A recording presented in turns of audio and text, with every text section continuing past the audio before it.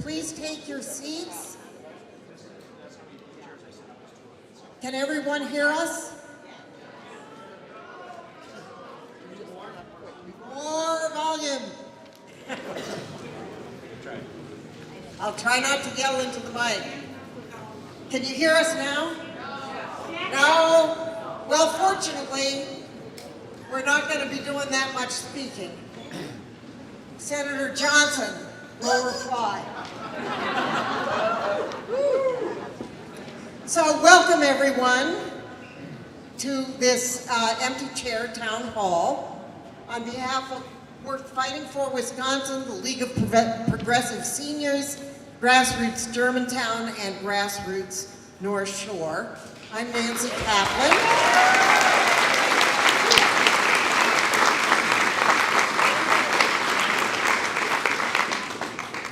I'm Nancy Kaplan. This is Cheryl Moranto. The two of us are the co-chairs of Grassroots North Shore.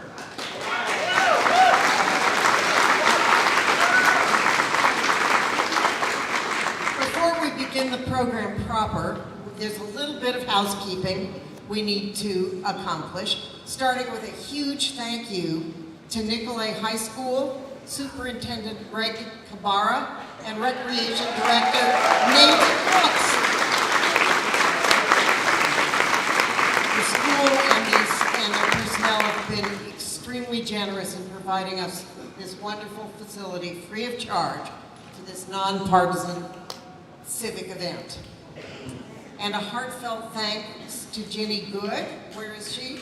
Where's Ginny? And all the volunteers who signed you in and who have distributed cards and keeping the event running smoothly.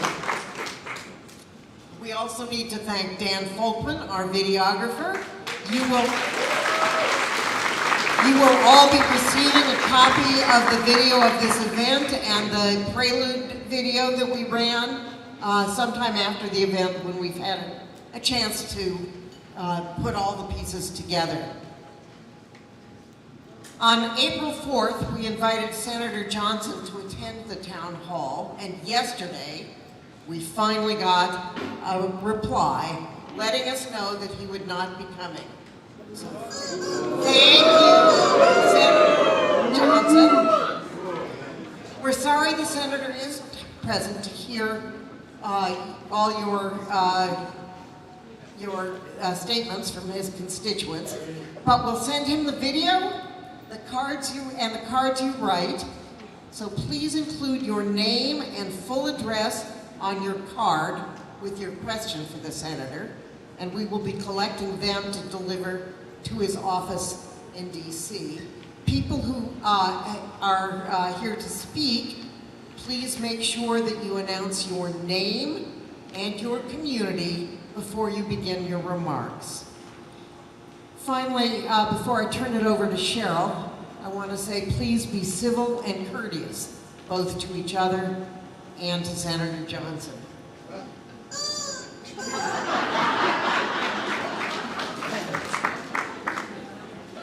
Okay, so I get to say all the fun stuff. We'll get to as many speakers as possible. Louder, like this? All right. We'll get to as many speakers as possible. Please limit your remarks to no more than 3 minutes. We will be timing, and I will have to cut you off because we have many more speakers than we have time for. So if you can do it in less than 3, that's even better. Okay, is this better? Okay. We can go until 1 o'clock if there are still people waiting to speak, because we have the facility until then. Anyone who wants to go to the overpass rally, because there's one right close by, you probably will want to leave about 11:45. You can do so, but please try to go quietly. We are expecting several of our state senators and representatives. I don't believe any of them are here yet. They are Chris Larson, Deb Andraka, Darren Madison, and Ryan Clancy, who is an alumnus of Nicolay. Speakers should have numbered slip indicating their place in the speaker queue. At this time, I'd like to ask people with the first 10 numbers, 1 through 10, to make your way up to that X in front where you'll be speaking. Get in a line. But before the speakers, we'll have Mayor Brian Kennedy kick us off. Brian has been mayor of Glendale since 2015. He also chairs the Milwaukee County Intergovernmental Cooperation Council. And he's been a terrific mayor for us. So thank you, Brian. Thank you to all the wonderful organizations that helped put this together today. And a huge thank you to Nancy and Cheryl, who have been just phenomenal as leaders in our community. For those of you who go out and do canvases, supporting candidates, you know that we meet at Cheryl's house. So there's been nobody that has done as much for helping good candidates get elected than Cheryl and Nancy. My name is Brian Kennedy. I am the mayor of the city of Glendale, and it is a pleasure to welcome you here to Nicolet. You know, I was here a few weeks ago when Gwen Moore held a town hall meeting, and she actually showed up for it. We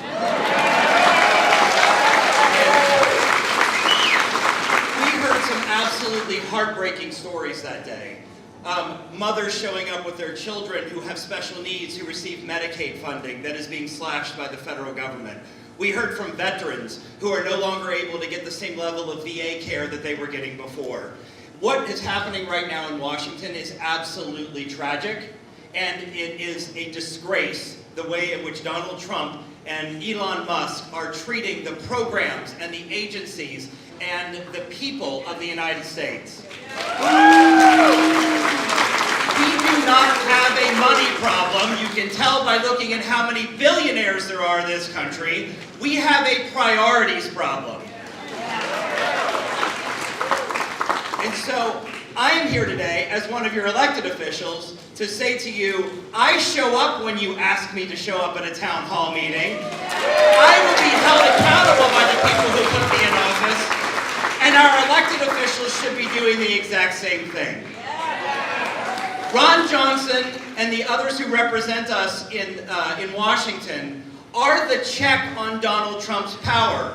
We have 3 different branches of government, not one. And Congress needs to step up and do its job. The courts,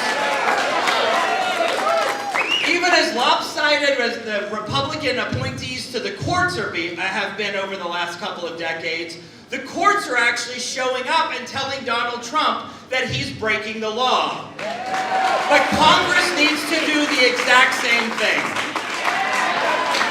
So I want to welcome you to Glendale. Friends, neighbors, I am so glad that you are here. I'm looking forward to hearing your stories, and I know Ron Johnson is looking forward to hearing your stories. And we just know he is going to step up and he is going to hold Donald Trump accountable, right? So thank you all for being here, and I look forward to hearing from everyone this morning.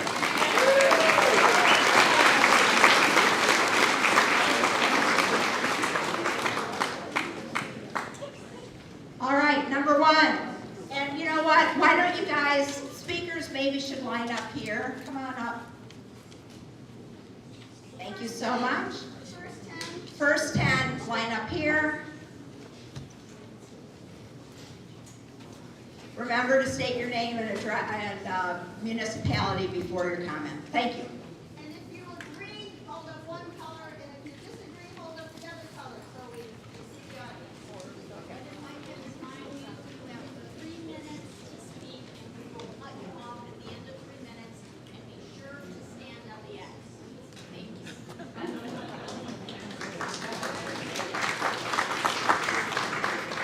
Rosalie Valenti, Whitefish Bay, Wisconsin.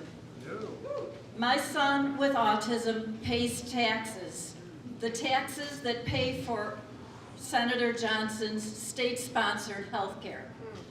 Senator Johnson, how will you ensure that the Musk-Trump cuts won't take away my son's health care?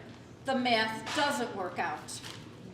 Last week, my son received a notification that his Medicaid was renewed. It will be his only source of health insurance for the rest of his life. He pays into the system that allows him to live independently in his community, living a rich, full life. The IRIS program, which is funded through Medicaid, ensures that he lives in a safe community that he loves. He can walk to work independently so that he can pay those taxes. He has access to public transportation, which increases his independence and quality of life. No tax breaks for billionaires on the backs of disabled people.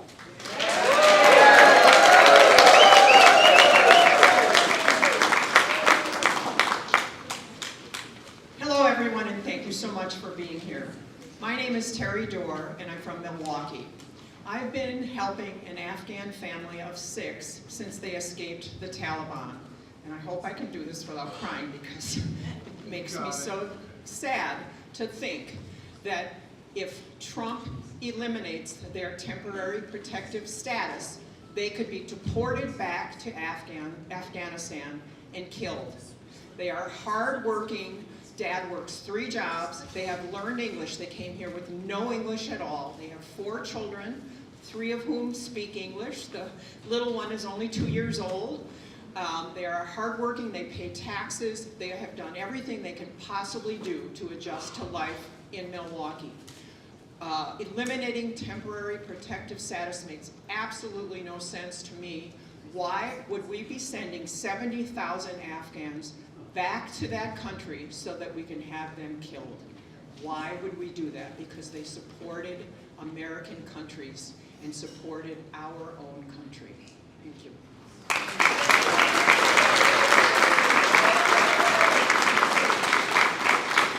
Just a quick announcement. We love the signs, but hold up one at a time. Otherwise, your green sign looks red from the back. All right? Thank you.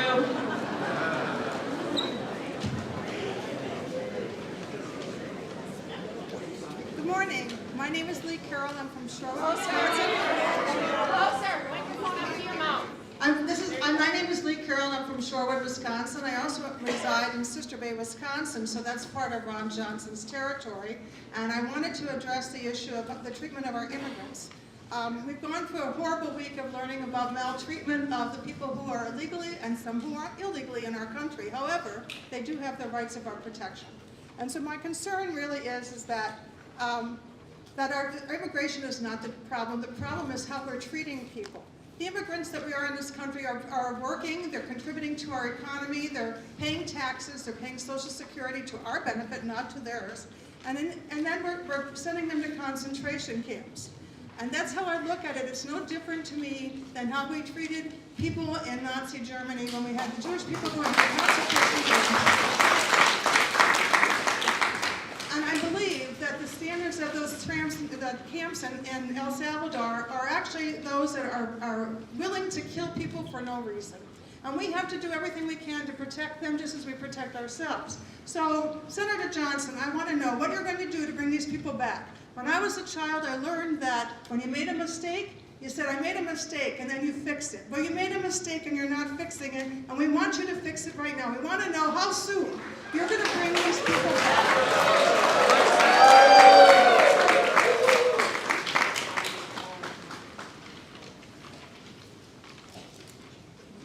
Good morning. My name is Jerry Frederickson. I live in Greenfield.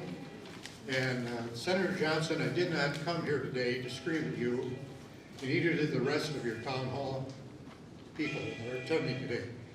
I've written to your office and left messages and spoken to your staff, hoping to have a conversation with your Milwaukee office, but you did not respond. So what we're doing here today is probably the best we can do to communicate for the time being.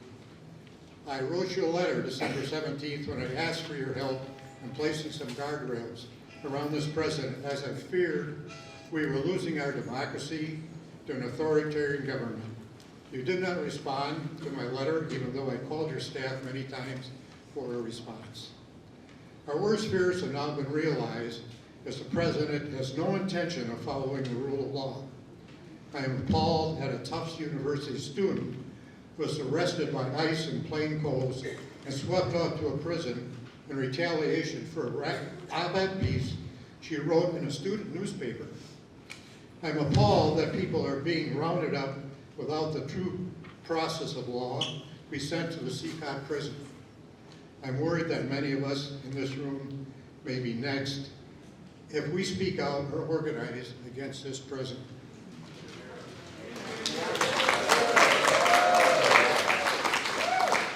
Senator Lisa Murkowski recently said, "We are all afraid. To overcome that fear, we will have to stand as one, liberals, conservatives, Democrats, Republicans, members of Congress, judges, lawyers, churches, and leaders of institutions. And you too, to defeat authoritarianism. You know well what is at stake. Will you help us?"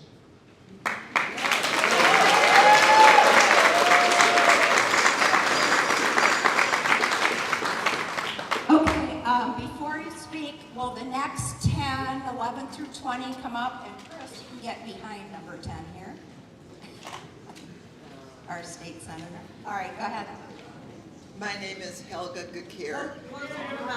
My name is Helga Gakir, and I live in Milwaukee. There are so many issues. I had a very hard time narrowing this down, but I think I got to one of the basic ones. Senator Johnson, how can you stand by and allow Trump and his administration to intentionally disrupt the laws of our country?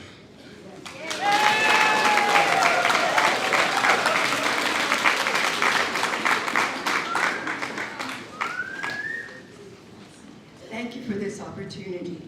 Senator Johnson, my name is Susan Bernstein. I grew up in Salt Lake City, Utah.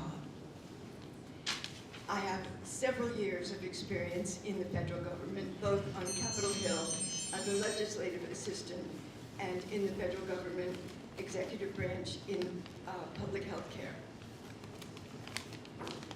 I remember the days when Senator Kennedy and Senator Orrin Hatch co-sponsored the first bill for AIDS research. I remember the days when the two of them co-sponsored the first bill to ban smoking on airplanes. When they worked together, they could get a lot done. Now what I see, and we all see, is an entirely different climate where we are unnecessarily divided. And I see, and as the rest of you also see, that President Trump is Putin's Trojan horse.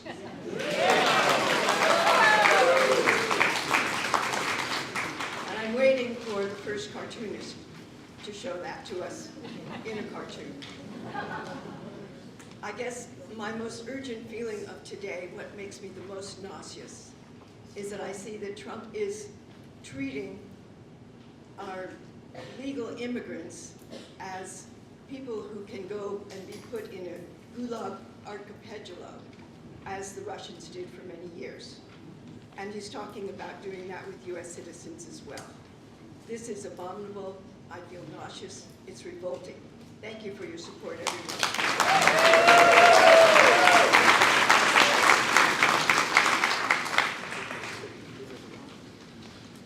Good morning.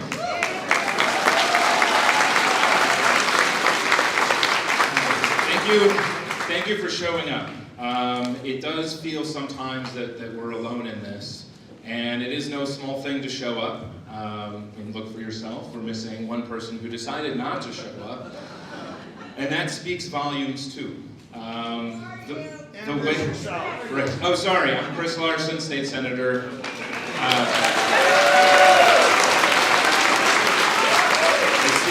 I see some of my neighbors are in the room in Bayview, representing Milwaukee all the way down to the south suburbs. Yes, exactly. It is the way that bullies are able to gather their strength by making you feel like you're alone, making you feel like no one else is going to step out there for you by picking you out of the crowd and saying you are not one of us and pushing you off to the side. And if it's not you at that time, there's a temptation, a feeling at the pit of your stomach to feel like, well, at least it's not me, and if I put my head down and I have my eyes in another direction, that they won't get to me. And it gives me so much courage to know that you are here, and it should give you courage to know that we are locking our arms together to be able to say, we're standing up against this bully right away.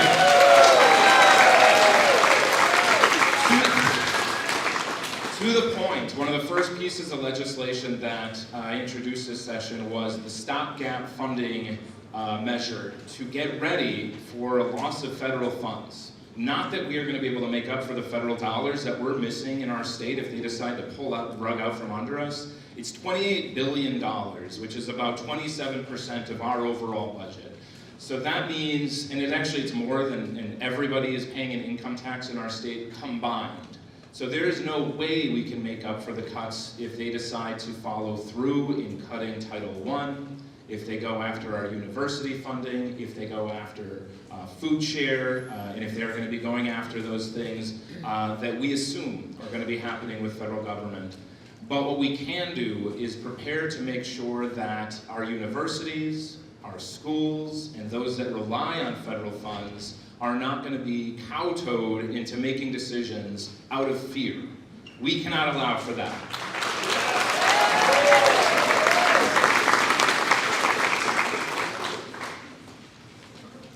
Do not look away.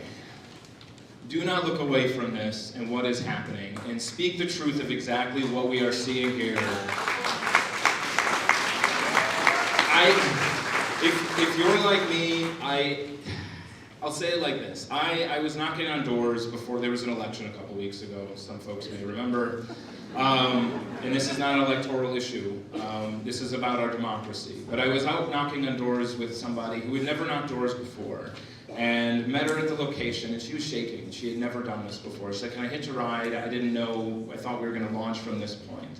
And I thought back to the first time I had ever knocked on doors and what initiated me to step out into politics. I don't come from a political family. My family still doesn't follow politics. Most of them don't know what my position is. But there was something that happened, and so there was a story there, and I was determined to hear what got her out, because I'm sure, like all of you, we're always asking that question: why aren't there more people?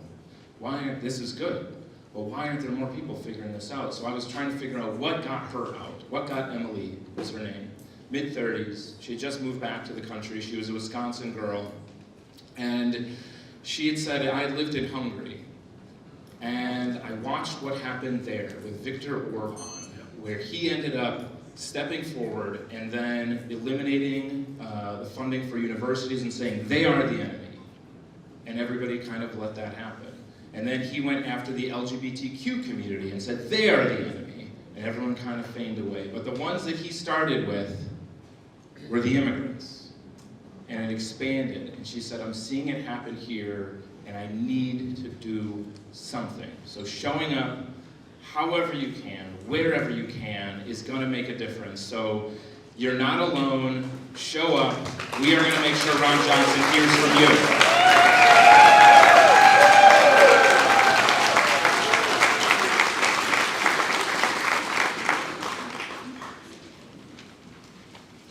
Senator Johnson, my Name, your name and community. My name is Catherine Buckowicz. I'm a returned Peace Corps volunteer, as is my husband. We live at the zip code 53211 Whitefish Bay. I ask you to maintain Peace Corps funding at $430.5 million for fiscal year 2026 at minimum, because it's a cost-effective investment that makes America stronger globally. For over 60 years, Peace Corps has been one of the most effective diplomatic tools. Let me highlight how it serves U.S. interests. Global diplomacy. Volunteers are often America's first face in developing nations, building trust and goodwill where traditional diplomacy may fall short. National security. Through education, health, environmental work, Peace Corps builds sustainable communities and fosters partnerships. This reduces dependency on foreign aid and can decrease the need for military involvement, saving tax dollars. High return on investment. Peace Corps budget is less than 1/10 of 1% on the federal budget. Yet, its long-term impact far exceeds that. Sustainable development reduces future foreign aid needs. Economic benefits at home. Returned Peace Corps volunteers are globally aware citizens. Sorry, getting emotional. Thanks.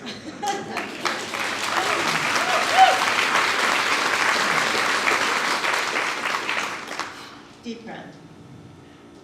1 in 7 now serve in senior leadership roles in the public and private sector.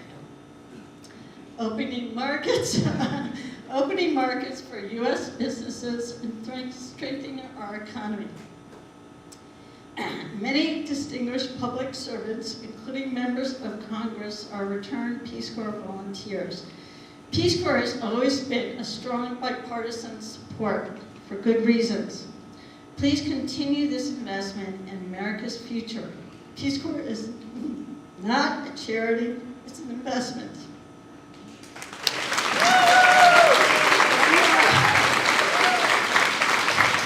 Peace Corps volunteers help keep America great at home and abroad.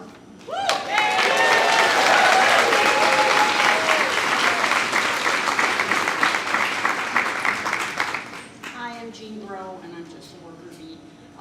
We need people 20 to 30 to come and line up over here on the side.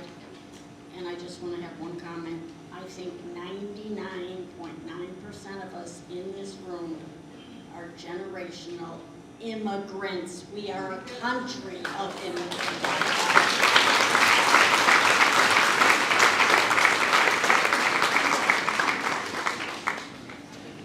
My name is Eileen Early. I'm from Wauwatosa, zip code 53213.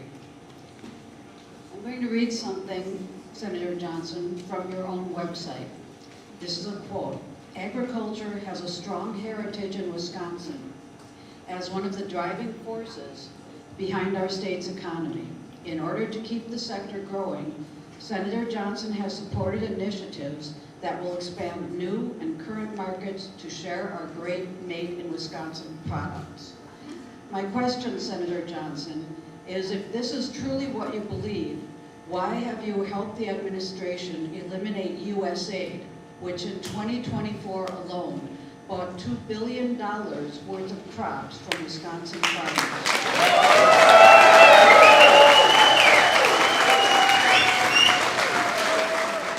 Since I have 3 minutes, I will also ask,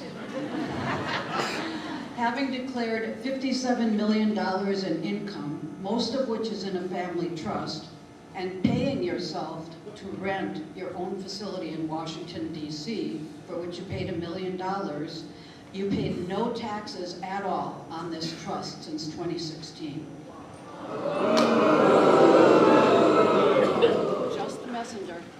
My question is, have you paid any income tax at all since 2016 and since becoming a senator? Because I'm sure every single person in this room has.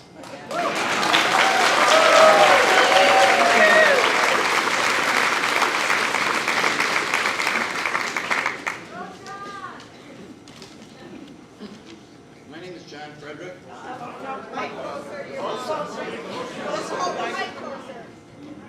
My name is John Frederick, and I'm from Shorewood, Wisconsin, 53211.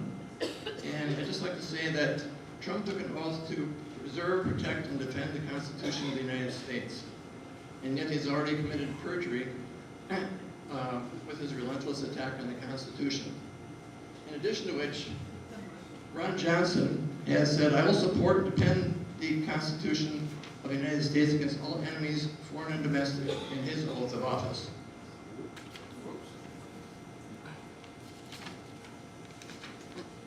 So, in the face of Trump's attacks, when are you going to adhere to your oath and defend the Constitution from Trump?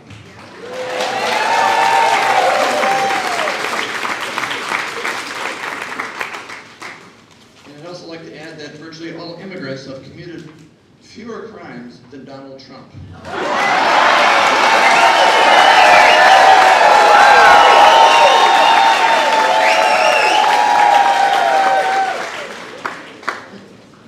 And finally, you said many times that the greatest problem this country has is the budget deficit and the national debt. And yet,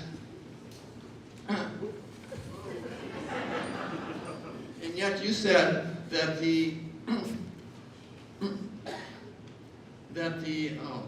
yet you provided the tie-breaking vote to enable Donald Trump to run up $7.8 trillion in debt during his first term. And now you're supporting him with another tax cut that has been proposed, which will run up untold trillions of dollars during the next 4 years. Thank you very much.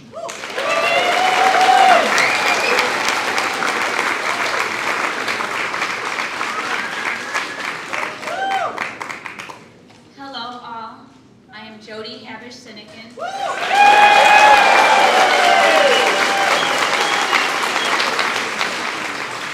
Senator for the 8th District.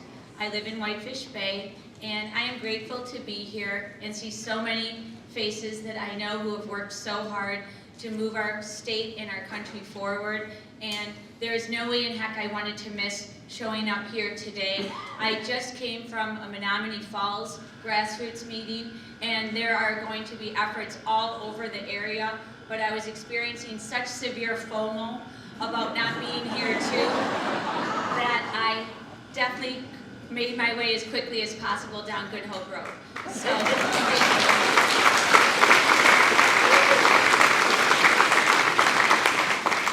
I assume you all feel the energy in the room even if Senator Johnson cannot, because he is not here, but it is so important for all of us to come together and not be bystanders at this time in history.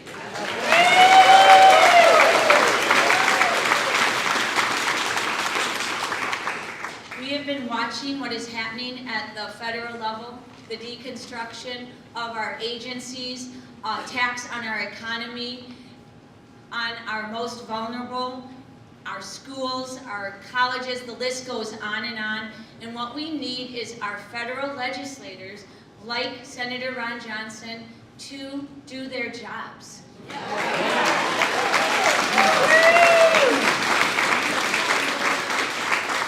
And in this case, for him, it is to look out for the people of Wisconsin. And that includes the veterans. I'm on the Committee for Veterans and Military Affairs Committee. 98% of the benefits that go to our Wisconsin veterans comes from the federal government.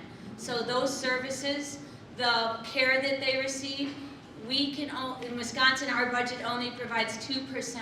That's a big lift. We see that for our universities, our research facilities. We see it for so many programs like Medicaid, Social Security, and the like. We need him to show up so that we are not finding ourselves in a very precarious position soon for these people.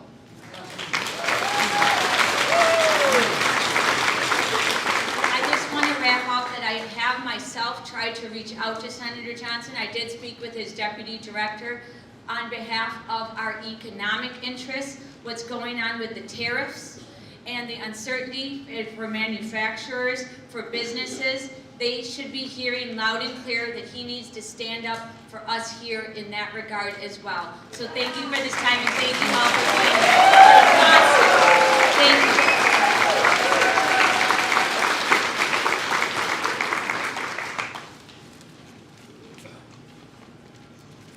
My name is Jean Perla Strauss. And my name is Martin Strauss. And we live in Glendale.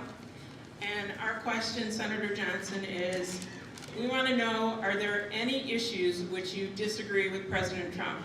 If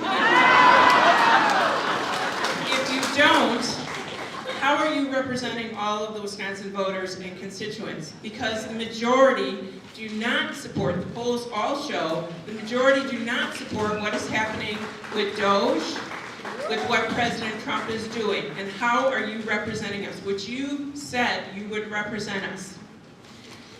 We did not elect Elon Musk. He did not go through any vetting. Both of us have paid taxes since we were 16 years old in our first jobs. And I'm starting Medicare in August. I'm on Social Security, my husband is on both. We do not support tax cuts for billionaires. We support Social Security, Medicare, Medicaid. We're not happy about the funding that has been taken from the Hunger Task Force as retribution because Susan Crawford won. Or the lead abatement programs that are being taken away for the MPS, all of our children. Both of us spent the majority of our careers in healthcare. My husband was a pharmacist, I was a healthcare administrator. We support healthcare and science, and we don't understand why you don't. And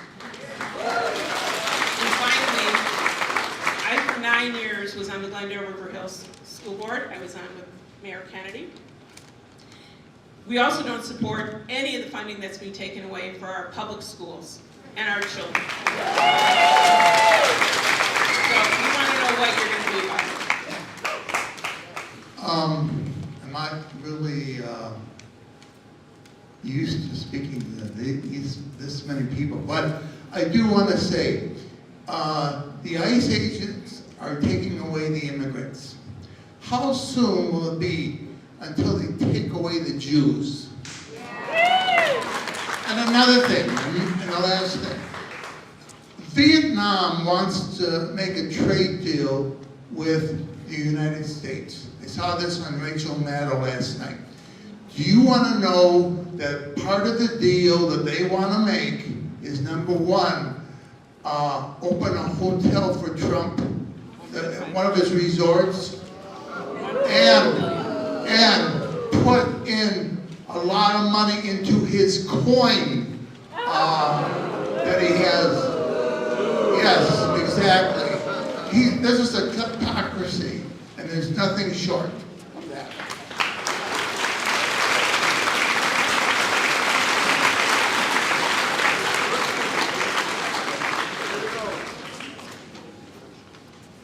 My name is R.J. Siegel, and my wife and I have been members of Bayside Community for a quarter century. That was my question. So I have another. And this is a little rhetorical, but I would like to ask Mr. Johnson why he's not here. What is he afraid of?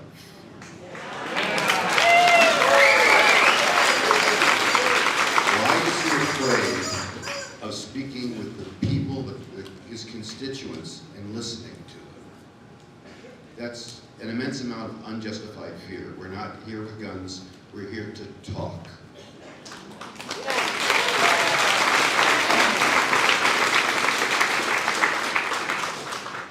And that was my question.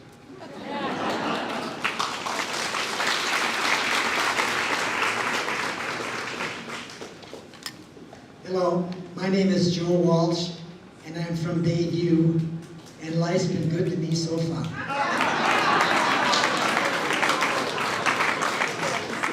To Ron Johnson, excuse me, I want him to fight the Trump administration, its defiance of the Constitution and the courts. On April 14th, Trump openly defied a unanimous order from the Supreme Court by refusing to bring back a person they knowingly sent to a torture prison in El Salvador by mistake. Trump openly defies a unanimous order from the Supreme Court. This is a breach of our Constitution.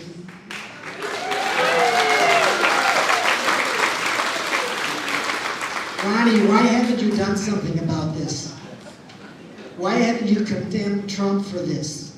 We have heard nothing from you. Why?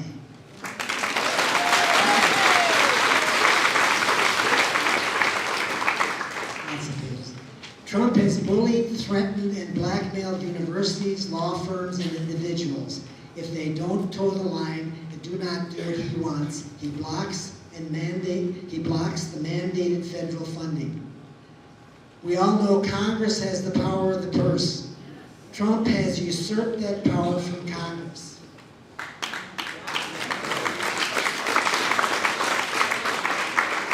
Ron, why haven't you done something about this?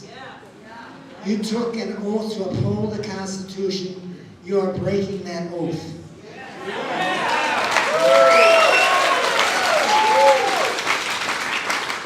Why have you not stopped Trump? Not saying something makes you complicit with his breaking the oath.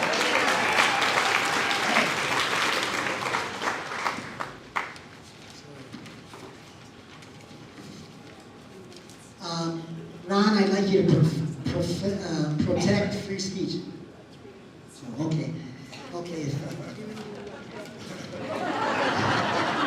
Do you believe the president is required to follow the orders of the Supreme Court and bring back Kilmar Abrego Garcia from El Salvador prison? Thank you. I just want to say this is what democracy looks like. Right? Yes, indeed. I have a question for Senator Johnson, and what I want to know, and I haven't heard anything back from him on my many phone calls to his office.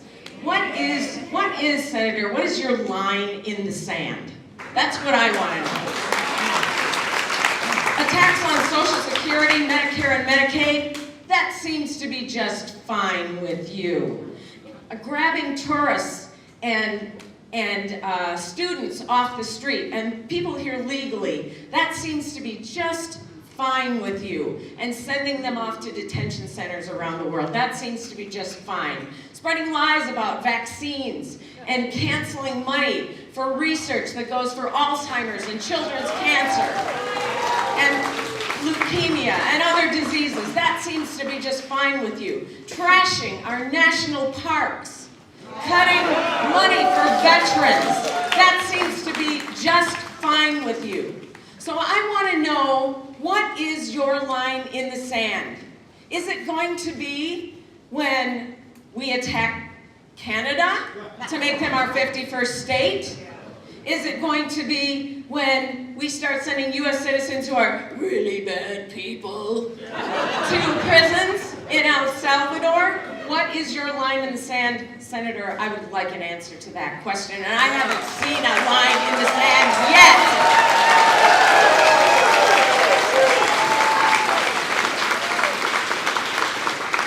I'm Joette, and I'm from Milwaukee.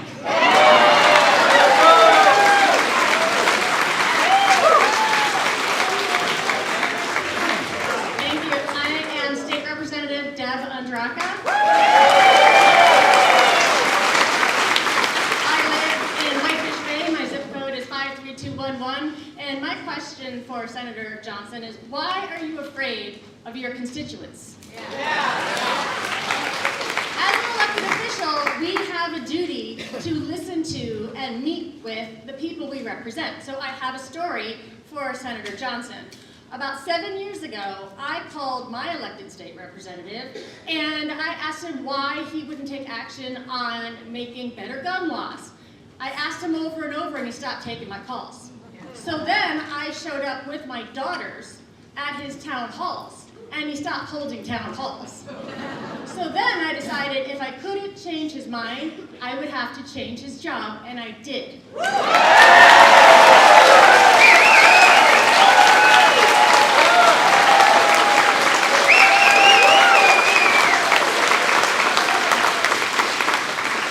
And it could be one of you in this room. There are so many people here who are activated. Thank you so much for showing up. Thank you everyone who this is your first time taking action. It was one of my first times taking action. It was scary. I called my rep over and over again. I tried to meet with him. I tried to meet with him in Madison, and he wasn't there. So for everyone here today, it's time to change Ron Johnson's job.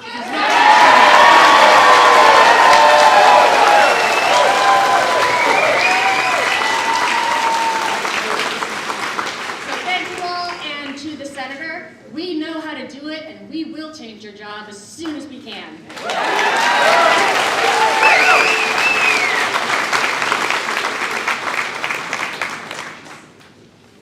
Hi, my name is Kate Schachter. My zip code is 53704.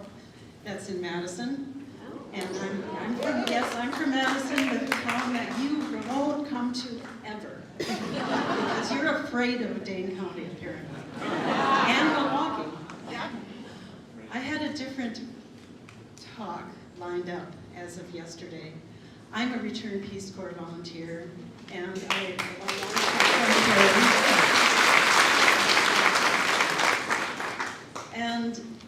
I'm very passionate about Peace Corps. I was passionate about it since I was 10 years old, and I heard John Kennedy give his State of the Union address, and his famous "Ask not what you can do for what your country can do for you, ask what you can do for your country." And at 10 years old, I was committed to Peace Corps. But it was many years. It was many years before I was able to actually realize that dream. I was over 50 when I applied and went to Ghana for 2.5 years. And then when I went to Georgia, the Republic of Georgia, not the state of Georgia, for 1.5 years. And those were amazing, life-changing experiences for me. Usually people think that it's the college students that changes their lives. It doesn't matter. Peace Corps changes your life no matter how old you are, and that's true for me too. But what I was going to talk about was more related to Peace Corps and so on. But I want to really stress this. I stand for service. And I think that everybody, I'm guessing that everybody in this room is engaged in some sort of volunteer service activities. Your schools, your churches, your community groups, your protests, all of it. And I would ask everybody who stands for service to stand now, but there's too many people, it'll be too disruptive. So,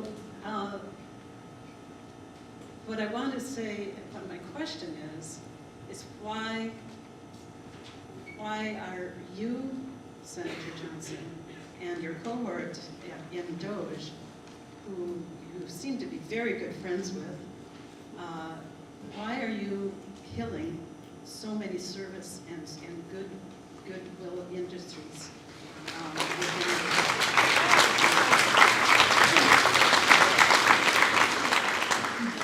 So that's my question. Thank you very much.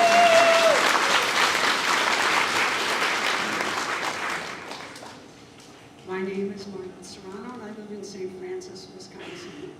Senator Johnson, since you are a member of the Evangelical Lutheran Synod, you have chosen to express publicly your faith in Christ through this we believe.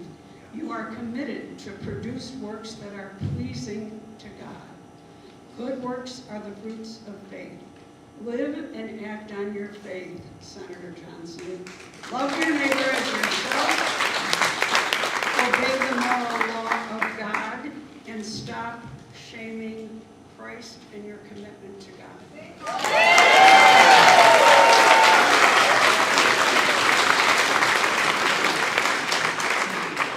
Hello, my name is Kathy Schluter and I live in Whitefish Bay.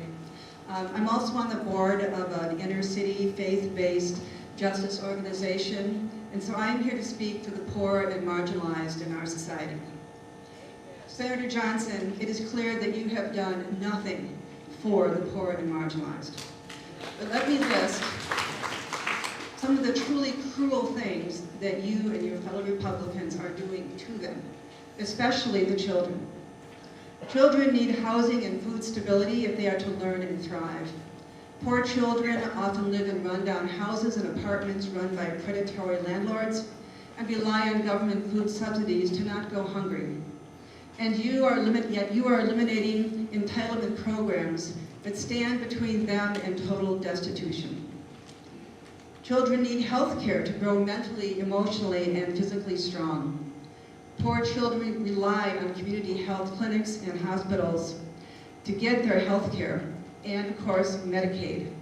And yet these clinics are closing, and they won't reopen without federal grants, which they're not going to get. And you're also gutting Medicaid. The children in the inner city are being poisoned by lead in the paint and water in their homes and schools. And this compromises their ability to learn and function in society. And yet the CDC's entire lead poisoning prevention branch has been cut. Children need schools that have adequate staff, books, and resources, and the freedom to teach the truth.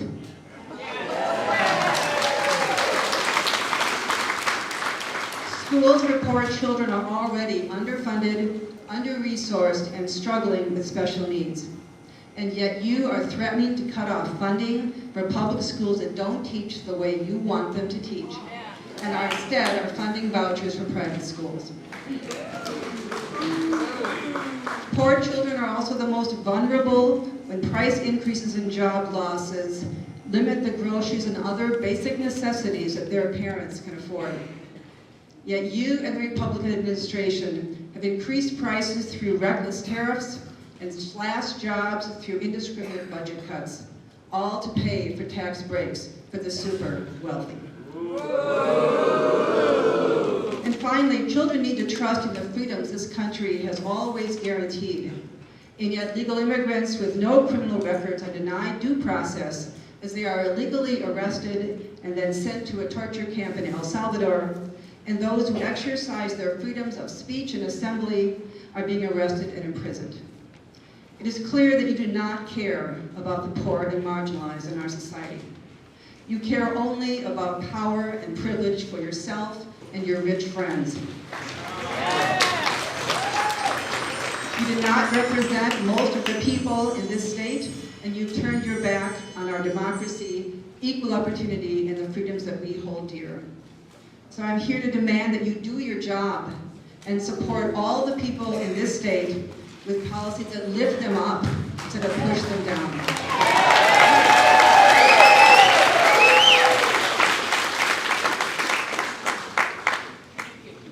Hello, I'm Judy Stellmacher from West Bend, Wisconsin. That's 53095.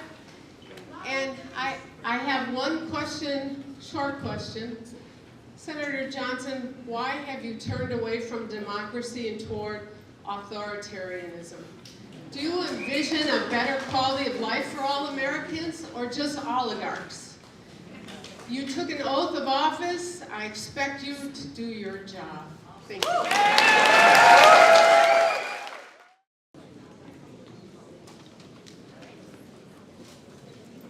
Hi, my name is Katie, and I'm from West Allis, 53219. This is my first time doing this, so excuse my dry mouth. Okay, dear Senator Johnson, I'm speaking to you today. That's what I came here to do. I'm sorry to not see you, and I can only guess why you didn't show up. You say you care about government efficiency. How is it efficient to waste and destroy what we, the people, have been working towards and give it away to billionaires?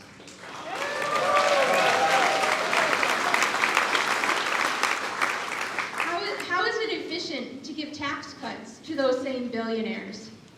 How is it efficient to use our tax dollars to engage in human trafficking, like with the inhumane and illegal deportation and foreign incarceration of human beings with no due process? Senator Johnson, where is your line for justice? You say it's your honor to serve. I hear it so many times in all of your voice messages that I never get a person on the other end. But who are you serving? Who? But the bullies and the lies and the billionaires. What will it take for your conscience to wake up? At the end of your life, and you will meet the end of your life, and all the power that you currently have will be gone, what will you be proud of?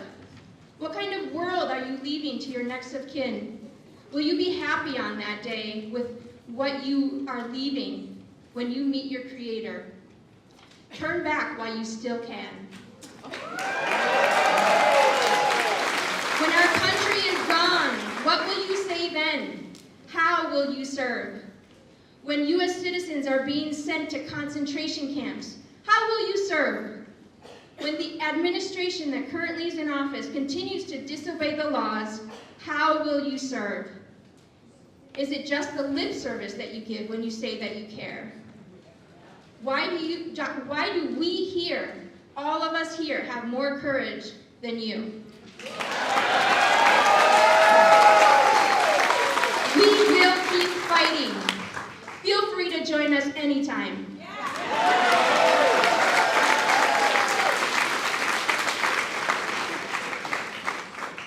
Good morning, Ross Workman from Menominee Falls. Like millions of Americans, I've lost tens of thousands of dollars in retirement savings over the last month. Not because of some national or global emergency, but through the incompetence and irresponsibility of one man and the subservience of Congress, including you, Mr. Johnson. Please reclaim Congress's responsibility for our economy and the phony economic emergency, and help salvage our economy and our democracy. Do your damn job, Senator.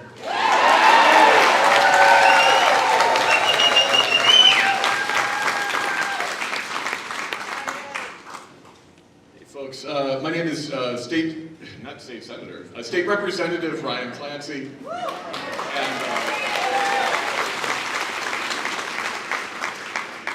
and for Senator Ron Johnson, I have too many questions to go into today, but they maybe could be encapsulated by how do you sleep at night?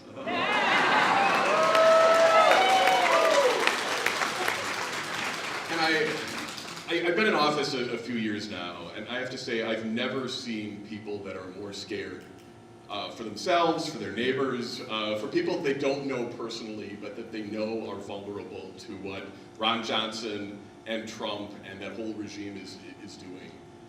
I've also never seen people so willing to show up and help.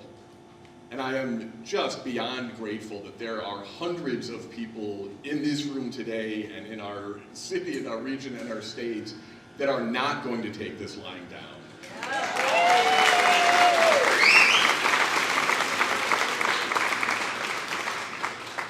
And if I was Ron Johnson, I wouldn't be here either, because people are, raise your hand if you're angry.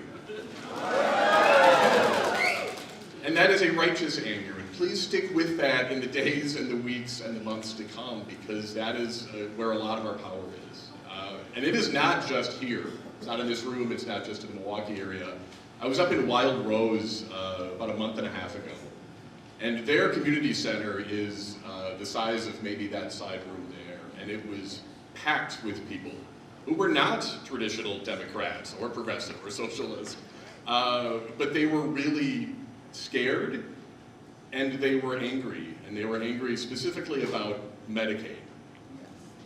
And we heard just gut-wrenching stories. Many, many people saying, if it was not for Medicaid, the Medicaid that Ron Johnson is trying to cut, I would be dead. My child would be dead. We cannot afford these cuts that are coming with the Trump administration, with Ron Johnson enabling that. And we don't often have victories at the state level, but I want to talk briefly about the importance of showing up and telling your story. Because just a week and a half ago, state Republicans circulated legislation that would attack Wisconsin Medicaid recipients. And they would make them recertify their condition, which almost every case is permanent, twice a year rather than once. It was inhuman, and there was no reason for it because they didn't bring any data showing that there is wide-scale Medicaid fraud. But as a result of 2.5 hours of testimony at the state, just a few days ago, the Republicans decided not to take a vote on that.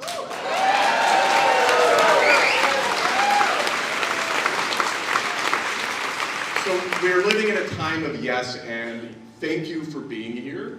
And I'm looking forward to the next time that you show up, you tell your stories, and you push back on this. Thank you for being here.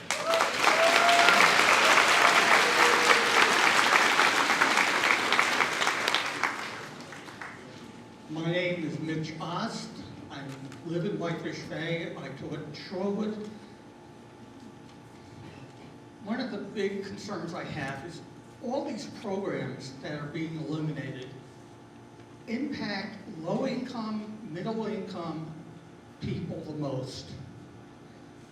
And all the cuts are being done to give more money to the rich.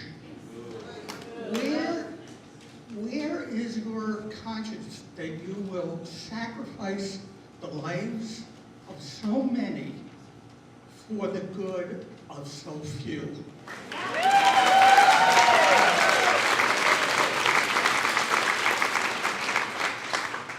I also want to talk about the hypocrisy.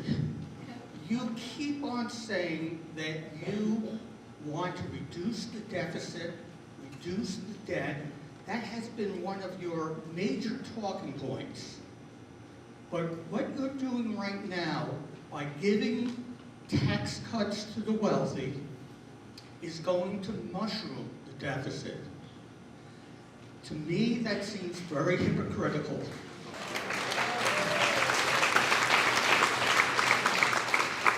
I don't understand how you can justify it. Please let me know how you can justify it. Thank you.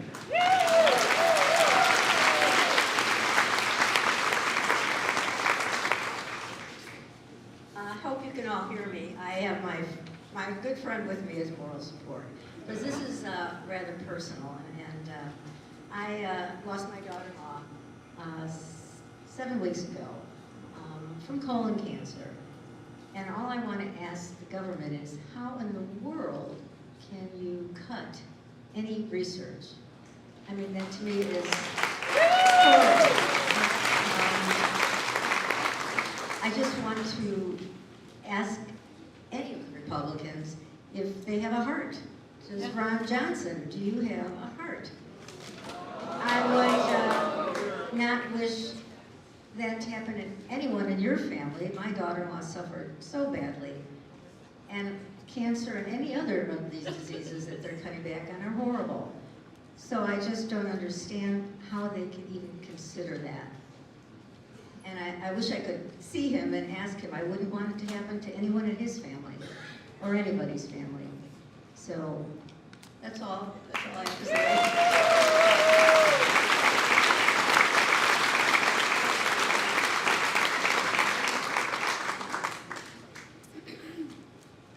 Hi, I'm Nancy Palazzaro. I live in Kewaskum. I had a couple of concerns. First of all, Senator Johnson, when you take your oath of office, you swear allegiance to our Constitution to protect it from both foreign and domestic terrorists. Where were you protecting us from the January 6th insurrection?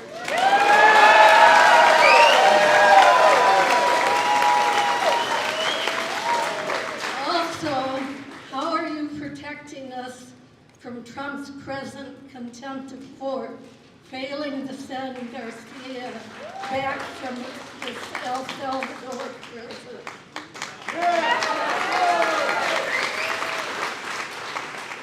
And I have a personal anecdote to tell you.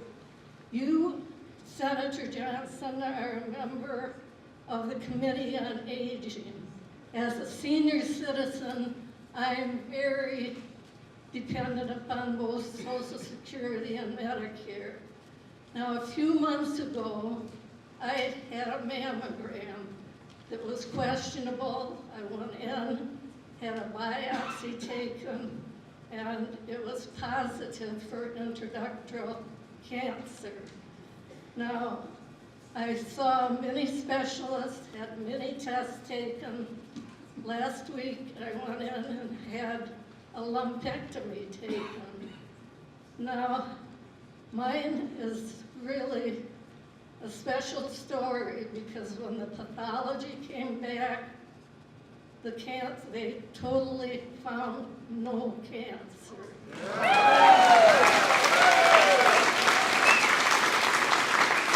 I guess my question is, I was so fortunate to have that spontaneous remission.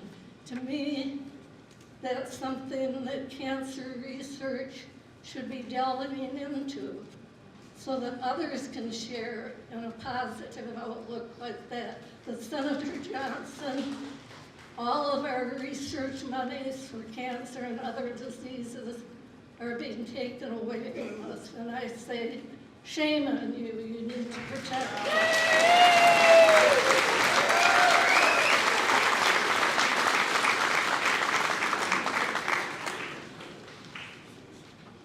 My name is Melvin Vance, and I live in Bayside, Wisconsin. And I'm here to speak for some people who can't speak for themselves. We think that, Senator Johnson, that is what it means to be human, to be able to represent and to care for all of us as equals.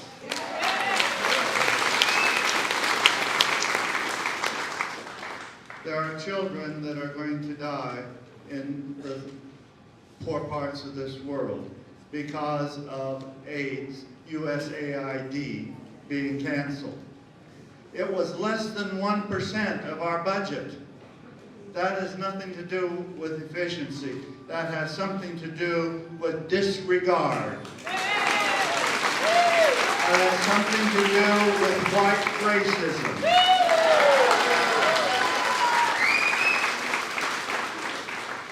We also want to speak up for the LGBTQ+ community.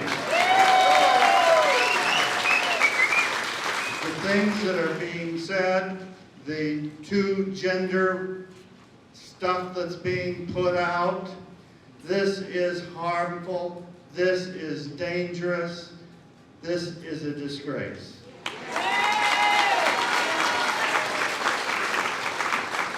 I don't know if you're going to listen to this, Senator Johnson, but if you work for Senator Johnson and you have to listen to this, I think you should evaluate whether your job is the right one for you.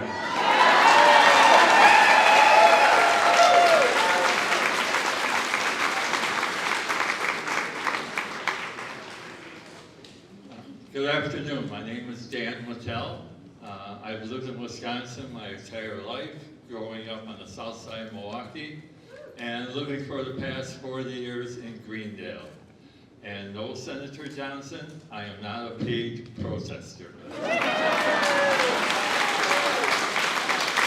It seems that every morning I wake up, there's this crazy news going on out there, something new to worry about, whether it's health care, Social Security, tariffs, maybe a man with a chainsaw.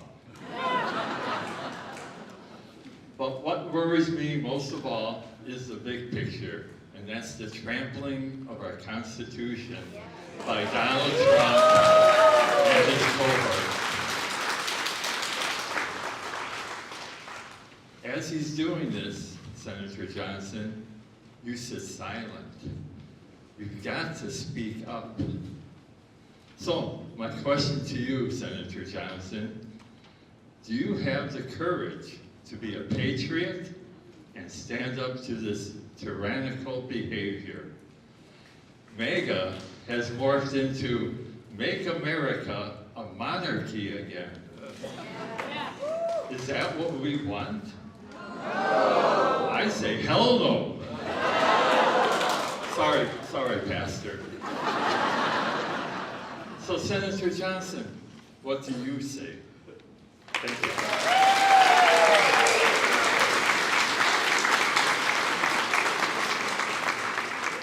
everybody, thanks for coming out today. My name is William Walter, Germantown, Wisconsin, 53022. Senator Johnson, due process, defined as the application by the state of all legal rules and principles pertaining to a case, so all legal rights owed to a person, that is all people, are respected. Both the 5th and 14th Amendment each contain a due process clause, prohibiting deprivation of life, liberty, or property by federal or state governments without due process of law. This is a vehicle for the incorporation of the Bill of Rights, a foundational pillar of American democracy. We believe in a fair and impartial justice system. Without it, we the people cannot claim to truly be free.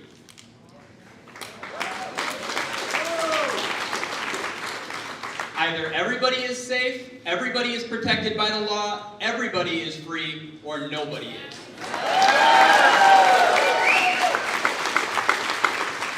Donald Trump and his mercenaries, paid for, by the way, by our tax dollars, are quite literally kidnapping people off the street.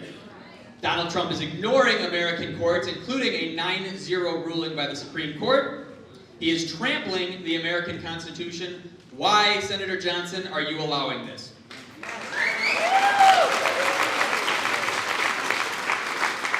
You swore an oath to the Constitution, not to Donald Trump. Your job is to serve the needs of the many, not the will of the few. When will you act like it?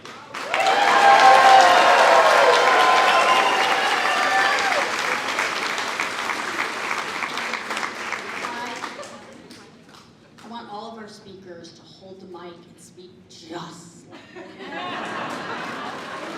We need numbers 40 through 50 to head over there.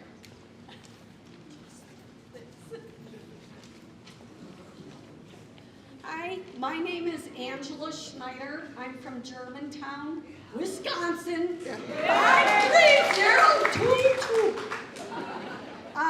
There was only one good thing Trump did, and that was he saved my life. I knew I had to stay alive to protect my family, my friends, and America.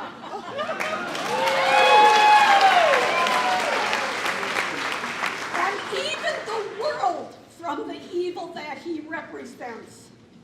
I knew he was dangerous before his first presidency. So here I am, keeping my oath to protect democracy. Where are you, Senator Johnson?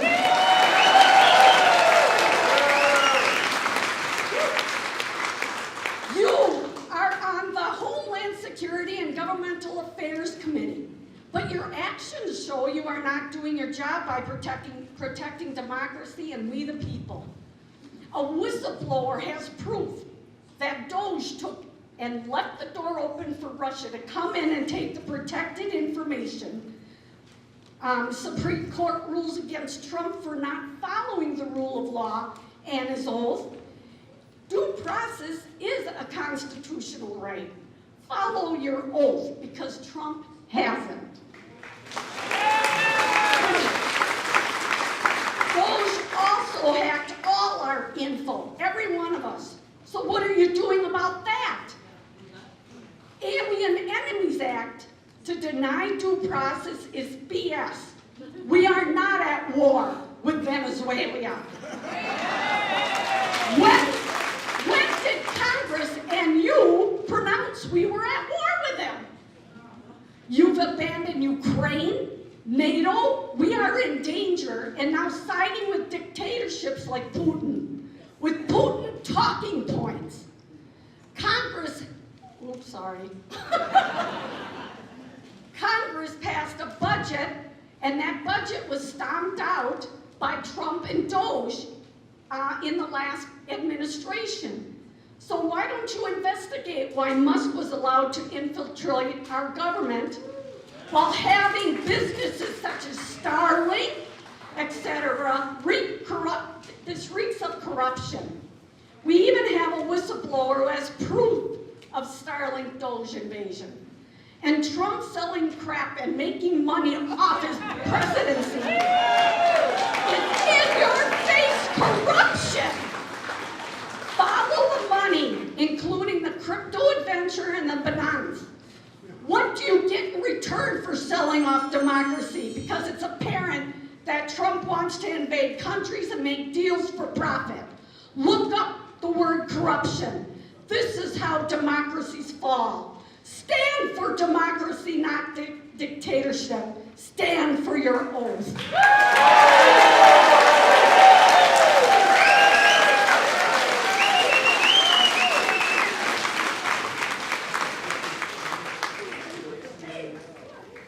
I don't know how I can follow that. Joe Hilliard, my wife and I are celebrating 20 years in Fox Point this spring. 53217. Can you hold the mic closer? All right. Yeah. I'll speak up with the guy. This way. The previous young lady stole one of the questions I was going to ask about who are we at war with? What's this crap about the Alien Enemies Act to be invoked when we're at war? So who are we at war with, Senator Johnson?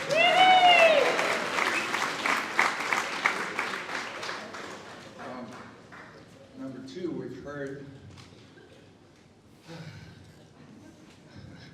a good deal about Mr. Trump's various actions, shall we say. I recall, and I hope the senator does too, Richard Nixon. The second of his articles of impeachment, does anyone recall?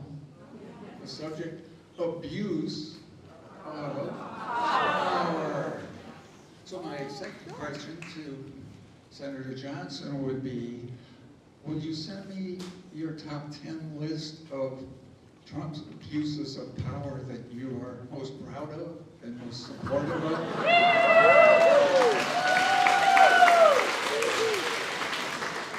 And my third question is, why won't you answer the emails and letters that my wife has been sending you for months?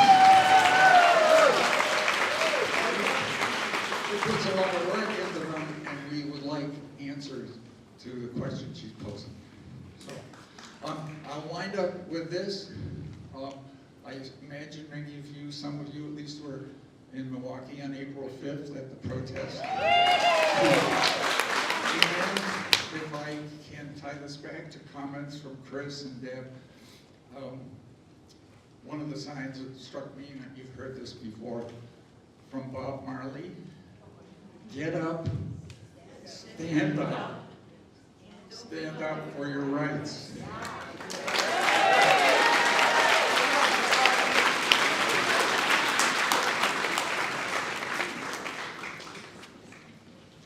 I am Paul Sanderson from Whitefish Bay, 53217. Senator Johnson, you talk big about democracy, but you seem to do nothing. Money is not a person. Help our democracy by leading the fight to end Citizens United.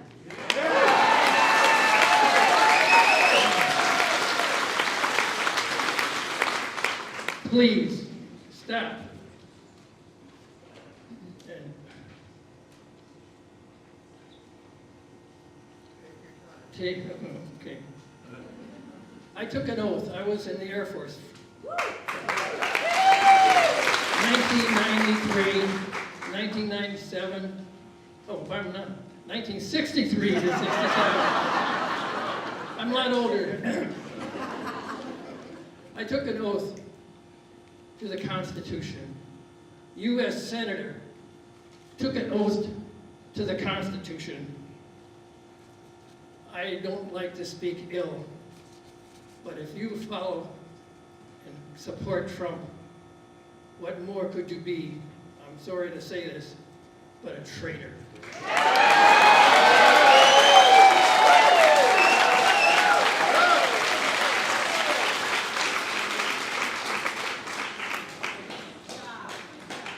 My name is Linda Sanderson. I'm his wife. Louder, put the mic. I live in Whitefish Bay, and have for the last 31 years, and love it. I've been in Wisconsin since 1971. I'm a retired teacher, middle school in Greenfield. And my question for Johnson is, why are you allowing Doge, Elon Musk, to raid Social Security? I put money in there since I was 16 years old. That's my money. When you put money in there, that's your money. We have to fight back.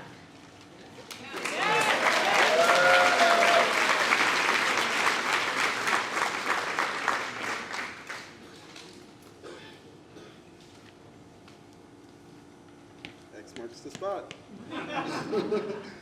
I am State Representative Darian Brian Madison Jr.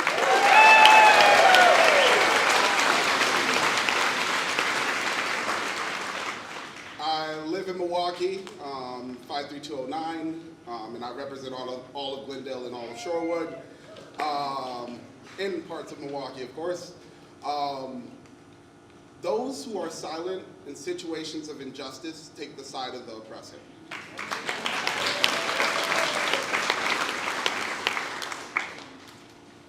That quote is something that my predecessor told me when I was sworn into office in 2023. Ron Johnson, in this moment right now, where folks around the state of Wisconsin have been calling upon you, emailing you, pleading with you to do something, you are silent. And that is the most harmful thing you can do to the most marginalized populations in our community.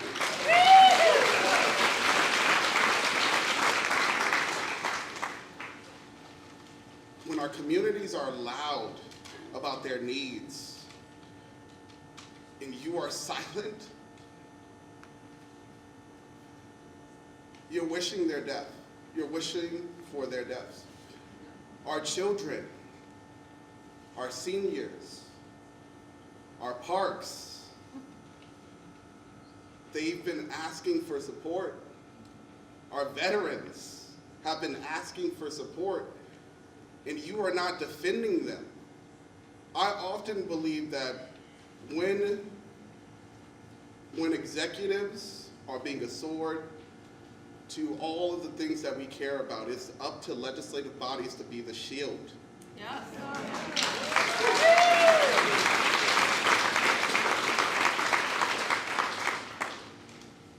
And right now, the federal government is being a sword to everything that we care about. So right now, the folks who are at the state are trying to be a shield. All of these folks who are here, who are elected officials, are listening to the people of Wisconsin, and they've taken time out of their day. I drove home at 2 a.m. this morning from Madison so I could be here. And you are not here. We deserve better. And there are millions of people who have shown you around the state that they are ready for a voice, someone who will represent their values. So if you don't do what's necessary, we will be coming to replace you.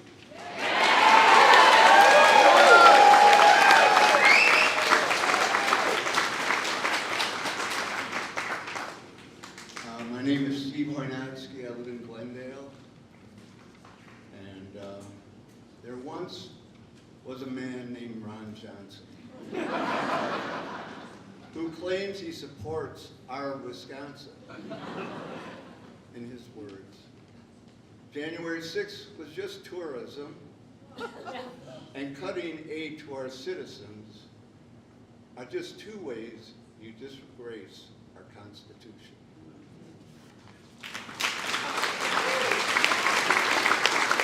I would like to say, my wife and I are so incensed with what's going on in Washington and Ron Johnson's acquiescence to Trump.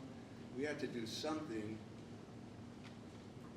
by our house. And so we created a sign, T-R-U-M-P. T is for tyrant, R is for reprobate, U is for un-American, M is for muskrat, and P is for predator.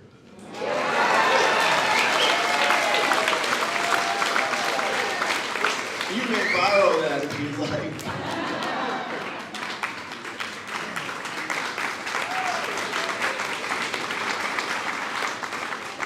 My name is Gigi Pomerantz, and I am from Bayview, 53207. And I have two issues that I wanted to speak about. I'm the founder of Youth Haiti, a nonprofit that works in rural Haiti. And I have, many of you know that, and Ron Johnson, you know that Haiti is in total disarray with the takeover of gangs because of a lot of things that the United States has done in supporting an inappropriate government in Haiti.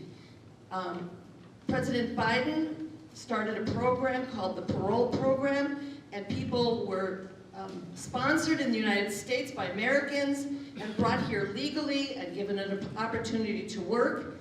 And President Trump is pulling the rug out from underneath their feet. Those that have been here since the earthquake in 2010, who have temporary protected status, he's pulling the rug out from underneath their feet. These are people who have followed the rules. They are here legally, and all of their rights are being taken away. Haiti's not a place where people can return to. What will happen to them? My other concern has to do with people who speak out for Palestine. What has been happening in Gaza is a disgrace. The United States support, in terms of billions of dollars for arms for Israel, is a disgrace. And people who have had their free speech rights impeded upon and are taken off the streets for speaking out, that is a disgrace. Right now, that is only, it's been immigrants who are here legally. When will it be American citizens? I expect you to defend our free speech rights. Thank you.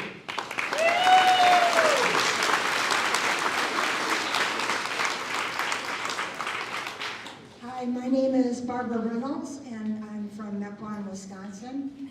Am I the only one from Mequon? A couple of them here. Anyway,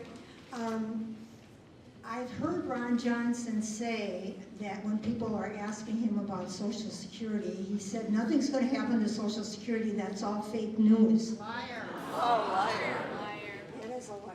Anyway, does he know, does he have any idea what DOJ has done inside of Social Security? Put the mic by your mouth. Oh. Social Security has been decimated by DOJ. They're closing offices. They're cutting staff by 89%.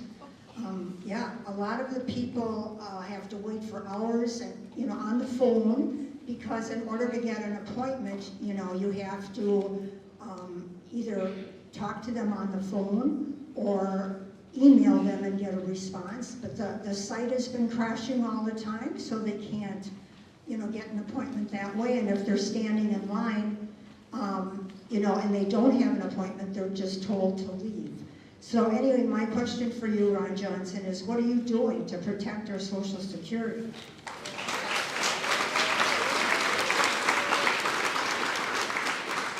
My friend and I were just talking a little while ago about Ron Johnson, and he's not up for election for a while, but we were saying, what about a recall?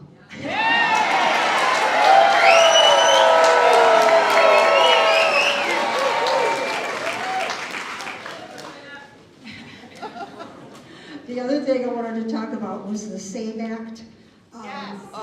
The SAVE Act is voter suppression, especially against married women. And Ron Johnson, are you going to vote yes or no for the SAVE Act? I think I can guess how you're going to vote.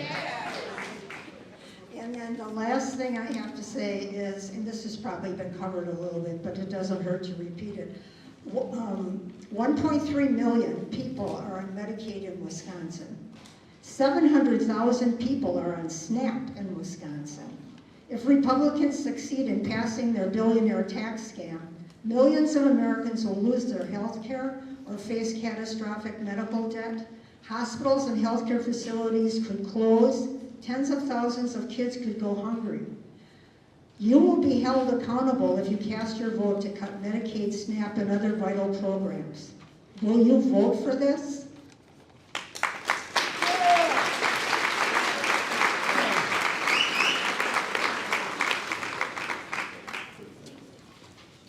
Hi, my name is Maria Elena Calhoun. I am a nurse practitioner and I've retired, but I've been a nurse for almost 50 years. I believe in science. Who here believes in science? So, I am appalled at what is happening in the government. The destruction of institutions that protect us, the CDC, the NIH, the Food Inspection Program, and many other things. The VA, I have a niece who is a doctor at the VA who has lost half her medical staff because of these cuts. So why don't you support veterans, Ron Johnson? They have cut funding for monitoring of diseases. 4 cases of silent TB have showed up in Vermont.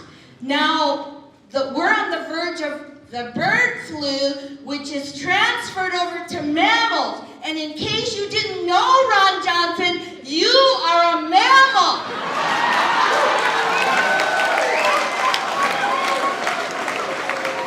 I call your office almost every single day. You're on my speed dial, and I leave messages with my zip code 53211.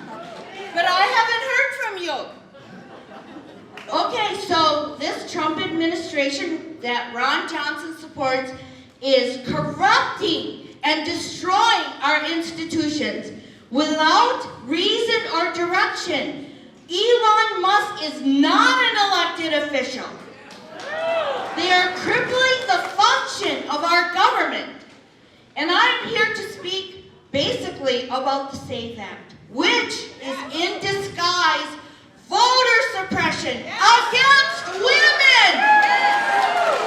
I do believe that women are the future, and abortion is health care. Vote him out.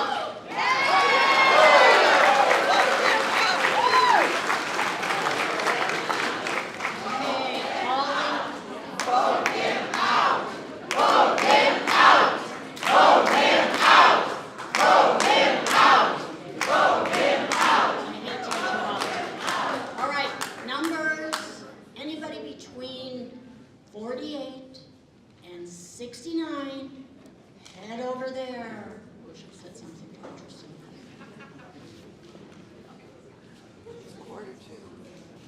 X is the spot. All right. Hi, folks. My name is Karen Young. I live in River West, Milwaukee, North Shore adjacent, 53212. I got 3 things about me. I retired 2 years ago.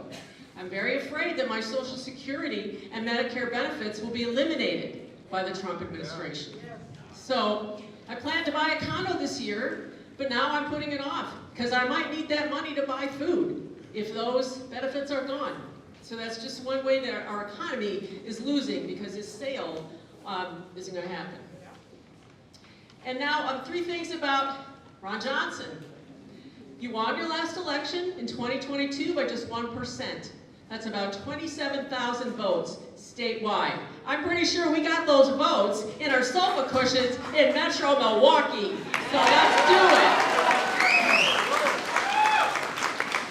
Also, Ron, you're a member of the Budget Committee, and you're going to play a big role in the Republican fight for massive new tax cuts for billionaires. And they're not going to wait till the fall. This is going to be coming in the next few weeks.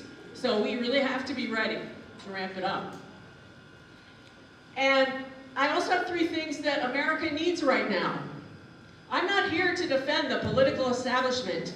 Too many people in both parties are corrupt, and they're focused on partisan battles rather than solving problems or improving our lives.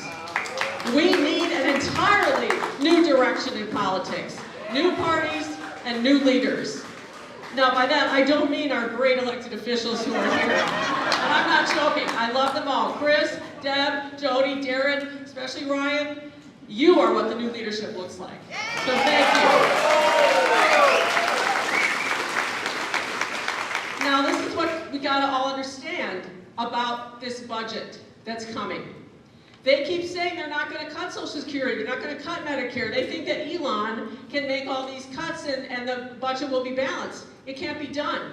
You can't give tax cuts to billionaires and leave Social Security, Medicare, and Medicaid alone without exploding the deficit. And they all say they want a balanced budget. So we have to choose. And what I think we need to choose is we need billionaires to start paying their fair share of taxes. And then we can have a rational discussion, as opposed to what Elon is doing, about how we could cut costs without destroying vital services that we need and we deserve.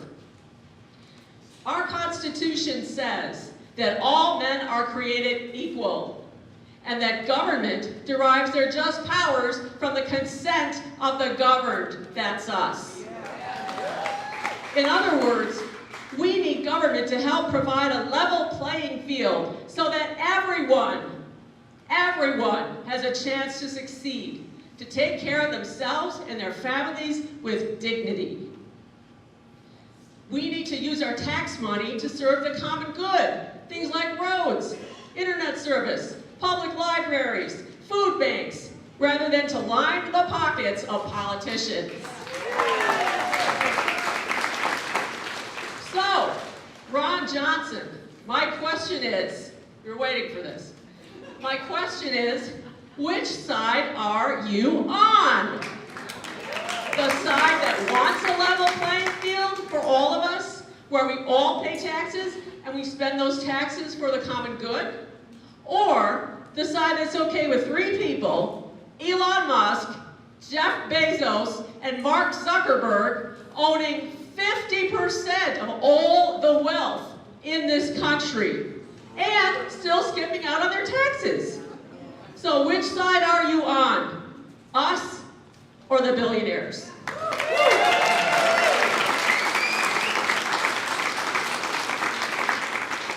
Hello, can you hear me okay? Yes.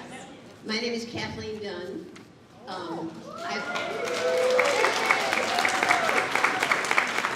Thank you. I've been retired for 7 years now and was in the media in this country for a long time, or in this city for about 42 years. Thank you. I couldn't have functioned in this climate, believe me. You know, there are 2 things that I hold dear. One is truth and one is kindness. And I must say that we're not hearing the truth every single day from a lot of news outlets, and we're seeing the antithesis of kindness. And it breaks my heart. It breaks the country's heart. And it's also, I think, breaking the world's heart in many ways. An underreported story is the loss of the Voice of America, which for 80 years has presented, I'm glad people are aware of this, has presented truth, not only about the countries that are many people living in totalitarian countries, but also the truth about our country. Even-handed Associated Press reporters, we should restore that funding, along with USAID. You know, it's a voice that people need to hear. Imagine living in that country and you can't get the truth. We also, I'm very concerned about the Associated Press not being allowed in the White House. Pretty soon it will only be very conservative right-wing organizations. The truth is ours, and we need to be able to get the truth from news organizations. NPR, PBS, vital organizations in this country. Restore their funding. If it weren't for the press, we wouldn't be able to get the truth about a lot of the issues that we're very concerned about, and we need to support organizations that are doing hard-hitting journalism. The New York Times has done wonderful work on what's happening with people who are being sent to places in El Salvador who are innocent. We need to get the truth, and we need to support the organizations, ProPublica, NPR, PBS, Washington Post, other organizations, and our local journalism to make sure that these stories come out. And I ask that may truth and kindness prevail in this country. Come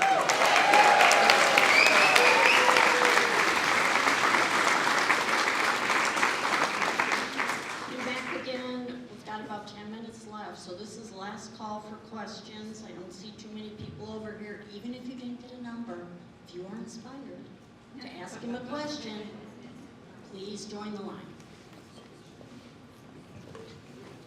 Hey folks, my name's Simon Rosenblum Larson, born and raised in Madison, Wisconsin, 53703. I just want to poll the audience quickly. How many of you all use Medicare? Oh, look at that. I think that's a generational divide. How many folks know somebody or use Medicaid? How many folks are on Social Security? How many folks know somebody or are on SNAP? How many folks have ever used the Wisconsin Community Health Services Network? I'm not going to ask you about this one, but these budget cuts affect all of these programs and the suicide and crisis hotline here in Wisconsin, okay? These cuts coming from the Trump administration are going to affect our lives in so many ways. They're affecting mine, and they've affected mine already. I'm now a field organizer for Senator Bernie Sanders' Fighting Oligarchy program.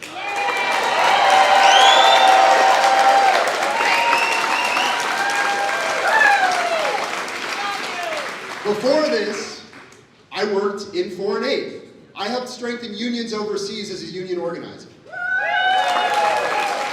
I was furloughed from that job because of Trump and Musk's Doge attacks. My father has cancer. He has stage 4 cancer. He's been on 3 clinical trials that were funded by federal dollars. None of them have worked yet. Research in cancer is what's going to keep my father alive, and Doge cuts are affecting that too. These cuts, they're coming to give tax breaks to the 1%. $2 trillion in tax breaks are going to go to the richest 1% in this country. They're paying for that by cutting my father's cancer care, by cutting our foreign aid, by cutting our support for workers overseas, by cutting your Social Security, by going after Medicaid, by going after nutritional programs. That is indescribably evil.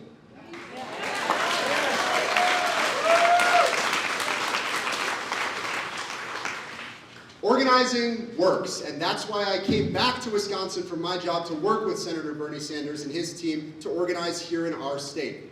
We have flipped 20 Republican legislators in the House to say they're not going to vote against cuts to Medicaid. That is not a coincidence that happens because people show up in the streets, they walk out of their jobs, they go on strike, they walk picket lines, they support their neighbors, and they show up. They show up. Now we're organizing right now in this state to beat Trump's budget. And I'm going to give you an action item you can do right now on your phone. So please, for a second, just take out your phones. All right, you're going to type in a URL, tinyurl.com/not-for-Wisconsin, W-I, excuse me, not for W-I. tinyurl.com/not-for-W-I. Okay, that will take you to a petition that we're organizing signatures to vote no on Trump's budget. Okay, that's going to go to Senator Ron Johnson. It's also going to go to representatives Derek Van Orden, Brian Stile, Glenn Grothman, Scott Fitzgerald, Tony Wyde, all of these, Tom Tiffany, all the legislators that are voting for Trump's legislation in Congress will be responsible for either ensuring our programs are protected or slicing up the things that we depend on as Americans. So I want you to fill out that petition, and I want you to share it with your neighbors. We're going to organize marches to offices. We're going to organize rallies in communities. The URL again? Yes. tinyurl.com/not-for-WI. tinyurl.com/not4WI. You can share that petition, you can sign that petition, you can organize around the petition. I'll see you on the streets. Solidarity.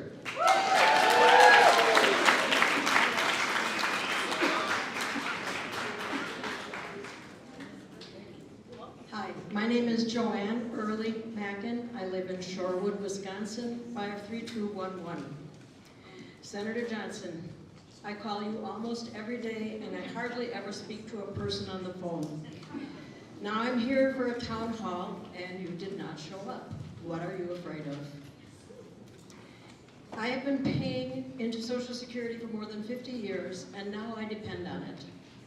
Republicans keep saying that they will not cut Social Security, Medicare, or Medicaid. Why should we believe anything you say when Trump has reversed his policies again and again?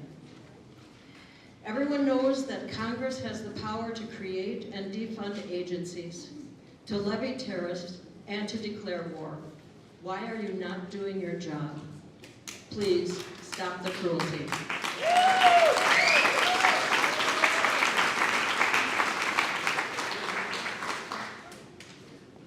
Hi, my name is John Jager. I'm from Random Lake, Wisconsin. So many people have spoken so eloquently about many issues. Some people have brought up the idea of recall for Ron Johnson. There's also someone else I'd like to recall and remove from his job. And Ron Johnson is the only one who could have any impact on it. I would like to see impeachment papers being drawn up by anybody who can do it in our federal government to impeach the man who is violating our laws on a daily basis. I'd like to know if Ron Johnson is going to stand up for our country and help impeach Donald Trump, who is by far the worst president who has ever been elected to office.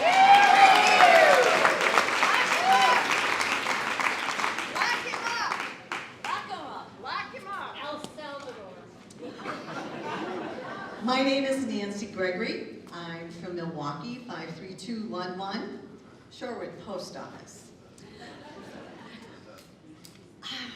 In 2005, my daughter attended with her partner an event in Chicago where Trump was promoting his book on how to get rich.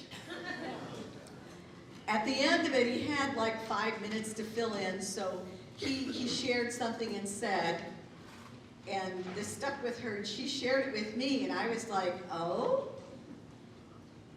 Children should only go to school until age 14. After age 14, they should go to work. And when they get enough money, they can pay people like me to teach them what they need to know.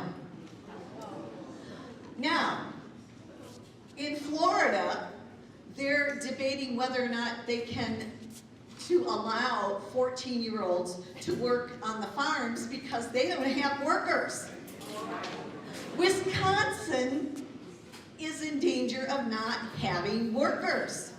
Do we want our 14-year-olds to be allowed to skip school so that they can go work? No! So, Ron Johnson, who are you supporting? The people, the will of the people, or the will of Trump, as Elon Musk suggested? Thank you.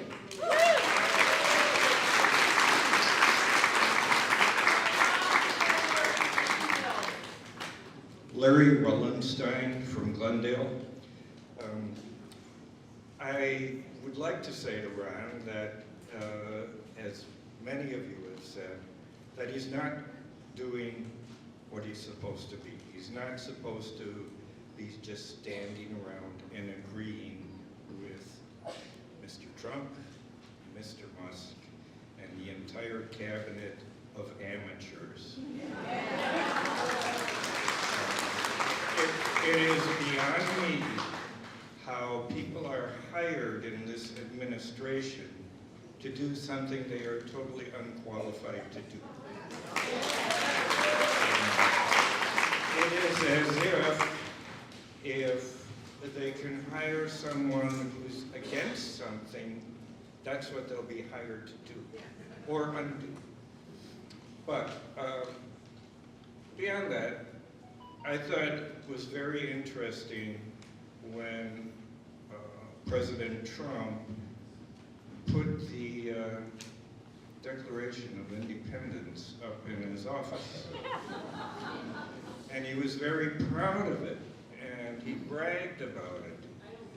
I don't believe he ever read it.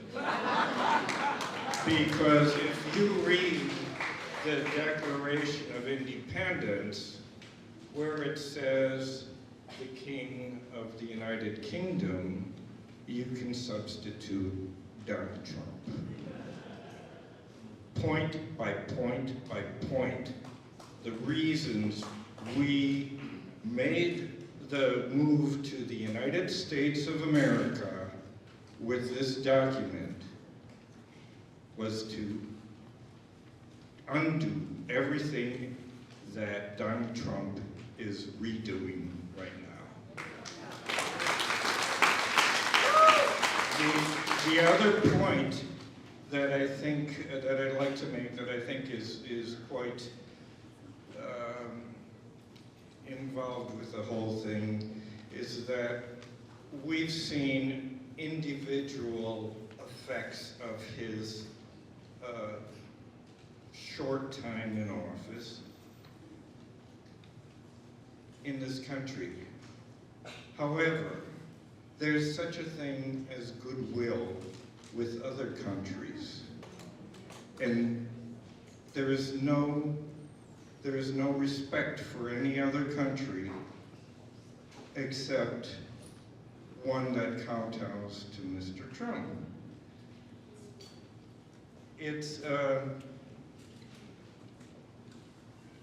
It's ruled by extortion.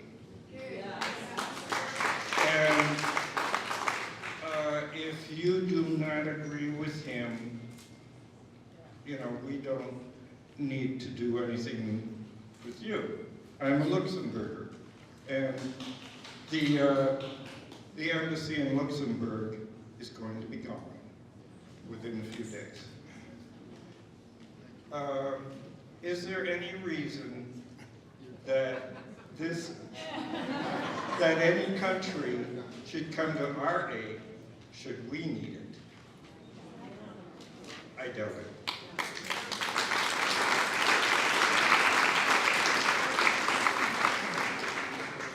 Hello, my name is Mike Friedman. I live in Whitefish Bay, 53217. And it looks like I might be the last speaker, so I'm in between you and lunch or a drink or a cocktail or whatever's next. But it was sort of interesting, before I get to my comments, is that we all understand why Ron Johnson wasn't here, but I did not hear one speaker supporting him today. Yes. Not one. So where are they? And I thought he'd at least have one paid operative here to support it, but I guess he didn't do that. But we get to Doge as far as what they're supposed to be doing, and people explain that as far as efficiency, fraud, and trying to save money. And what I'd like to say is, we're all being conned. That's not the purpose of this at all. And I'm going to point out why it's not the purpose. And you have to keep the eye on the ball, and not what they're trying to do and cut programs, and we all know that's bad. That's not the agenda here. I'm a tax person, I'm a CPA, go a little wonky at times, but bear with me. I was appointed by 2 commissioners of the Internal Revenue Service to provide tax advice, consulting advice to the IRS. And let's look at what's happening with the IRS and what's going on, and why this doesn't make any sense. Tens of thousands of people in the IRS have been let go. They've had 5 commissioners of the IRS in the last 3 months. That's unheard of. I have statistics that go back years and years and years, and I recently read an article. For every dollar that's spent on the IRS supporting it, at a minimum of 4 to 5 times of that is raised in revenue. And statistically, that's correct. So if you're laying off 20 or 30,000 people, you're going to lose a minimum of whatever that cost is times 4 or 5. In addition to that, and I talked to somebody recently, audits go on. Who do they audit? They don't audit typically people like me, people like you, that have a W-2, have a 1099, all that's computer generated. Where they raise the money are multi-million-dollar corporations, the billionaires that have tax schemes that I'm somewhat familiar with, that could be legal, could be illegal, and that's where the money's raised. Well, what's going to happen is those aren't going to happen. So there's no efficiency, there's less service for you and me, there's tens of billions of dollars less revenue coming in to the United States. And so, is it really about efficiency? Is it really about trying to save money? Is it really trying to create revenue? No, it's absolutely not. And so from that perspective, I do have a question for Ron Johnson. Okay, I'm almost done. I've said, when are you going to stop the greatest con that ever happened in the United States and the greatest con man?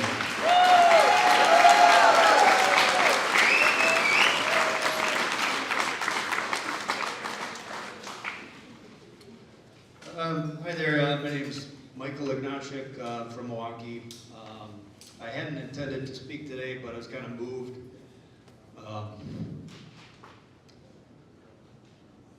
It's beautiful to see everybody here. I'm speaking more to the crowd than Ron Johnson, just because I'm kind of moved by what I saw today.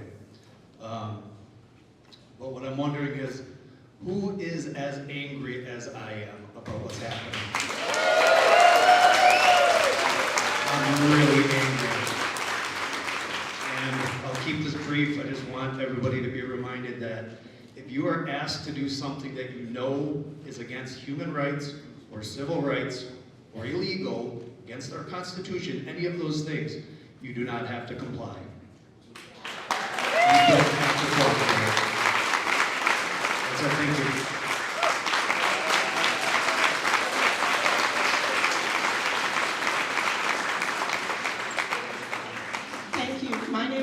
Patel, and quite a few of you heard from me in emails. And I don't really have anything to say to you, Senator Johnson, because the video that Dan Folkman and I put together says probably the things that I want to talk to you about. But I do want to say some words to the people here, the good souls who have stuck through the whole thing before I turn the mic over to the real powers behind me. And that is that you're here today, and we really appreciate that. I really appreciate that. We were very excited with how interested people were in this event. I think we're in this for the long haul. And I wanted to point out that we do not have, as an avenue, we cannot, what is it called when we cannot recall Ron Johnson. I know, grown, because you're not allowed to recall senators and congressmen. And I would say that we could make his life miserable, but we probably, that we will do if we do what we need to do. And I just wanted to say that each of us is going to have to decide on their own what they're willing to do, how far they're willing to go, where they're going to stand, where they're going to show up. And I will just share just a minute about my personal story. I was a history major, and I'm very interested in history. And so I'm the family historian. My father wanted me to join the Daughters of the American Revolution. I wasn't really interested until after 9/11. My husband is of Persian descent, so he was racially profiled, even though he's from India. And I found that inexcusable. We have one child, and so for some reason I thought if I joined the DAR, I could protect her. So anyway, I joined the DAR, and I realized in retrospect that that really wasn't necessary at the time. But beyond that, then I got really captured by the idea of digging into history. So in addition to that, I'm a member of the, I'm a dame of the Magna Carta, because I trace my heritage back to one of the people that forced the signature of the Magna Carta. My father served in the Pacific during World War II. He went on to be an intelligence officer with the Internal Revenue Service, where he would be gone for months, where he infiltrated organized crime in New York. My mother once broke his cover, and we were left. We had to leave the house for 3 days. until we knew things were safe. In 1968, he was pulled over to help guard presidential candidates, and he had to learn how to defuse bombs, he climbed up trees, and he guarded presidential candidates. I thought that I was doing this work. I started with FAIRNAP's work. I thought I was doing it because my ancestors called me to it. But it is way beyond that. Our one daughter now lives in Europe, and when I was home, when I was with her in the Netherlands, I went to visit a concentration camp, and I went to the Dutch Resistance Museum. Both of those institutions are there to make people think about what would you do. And in December, I knew that each one of us would be faced with that. And I want to be a helper. That's what I want to be, and that's why I participated in this today. And I ask you each to think, how far would you go? What are you willing to do? Because we are in it for the long haul.